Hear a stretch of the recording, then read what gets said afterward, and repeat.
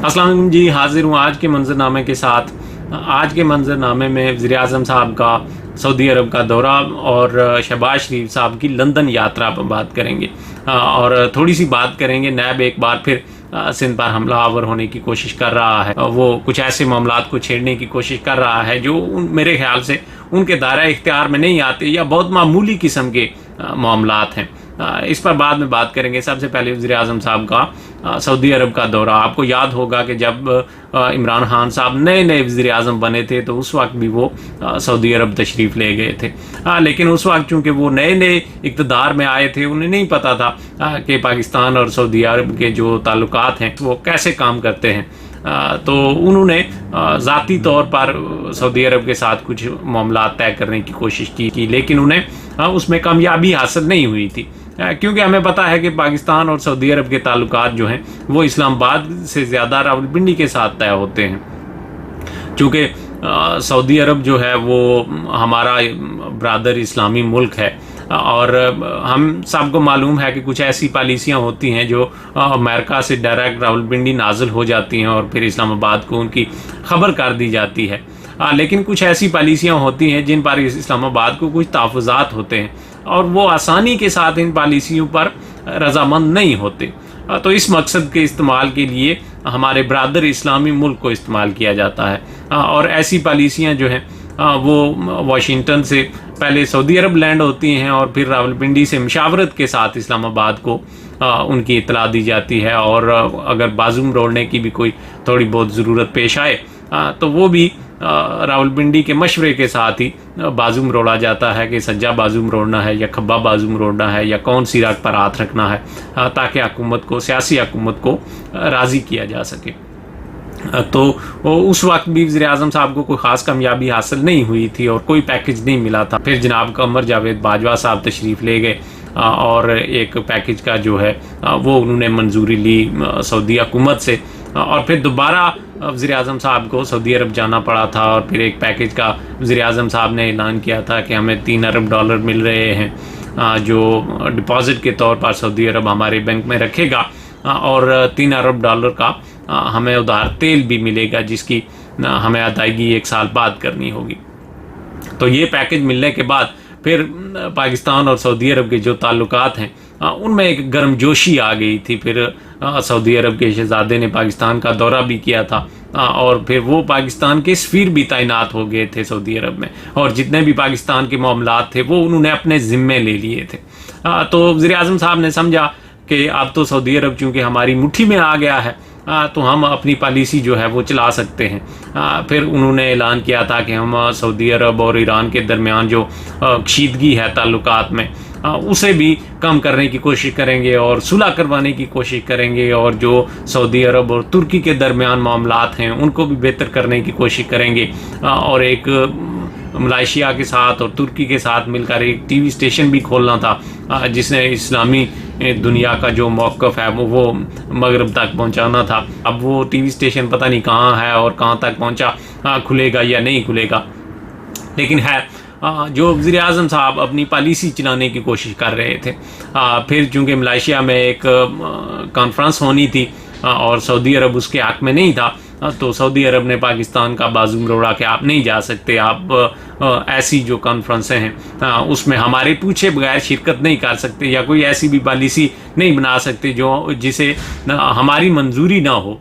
तो उस पर पाकिस्तान और सऊदी अरब के जो ताल्लुकात हैं वो कशीदा हो गए थे और एक सर्द मोरी का जो अंसर है वो आ गया था। फिर शाह महमूद कुरैशी साहब ने भी एक कटा खोल दिया था कि हम सऊदी अरब के बगैर भी अपनी पॉलिसी चला सकते हैं और मैं सफ़ीर कश्मीर इमरान खान साहब से दरख्वास्त करूंगा कि आप कदम बढ़ाएं, हम आपके साथ हैं और हम ये पॉलिसी चला सकते हैं, सऊदी अरब के बगैर भी चला सकते हैं।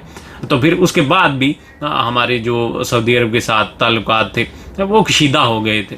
लेकिन अब दोबारा से चूँकि पाकिस्तान के मामलात जो हैं, सियासी मामलात भी कुछ अच्छे नहीं हैं और माली मामलात भी अच्छे नहीं हैं। अब बजट भी आ रहा है तो पाकिस्तान को एक बार फिर शायद पैसों की भी कुछ ज़रूरत है और हमायत की भी ज़रूरत है।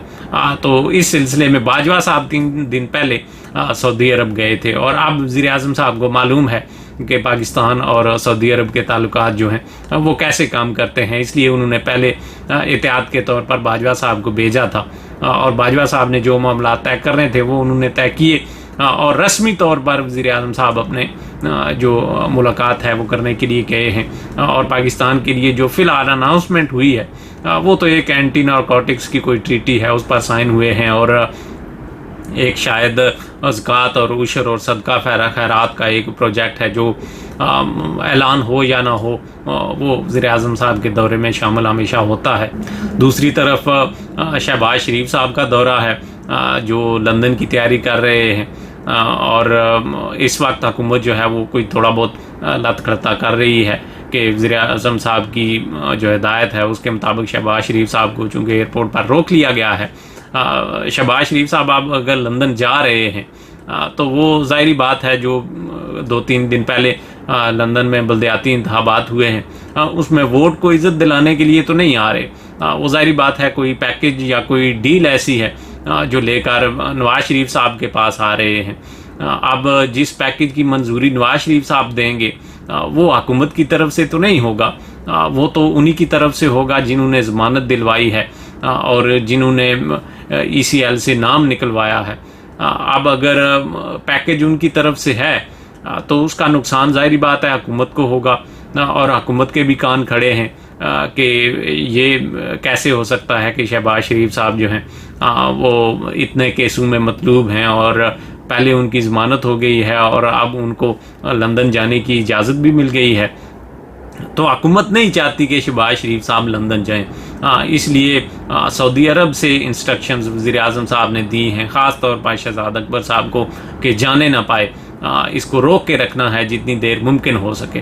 अब सवाल ये है कि आप कितनी देर तक इसे रोक सकते हैं या आप में कितनी सख्त है कि आप इस दौरे को रोक सकें।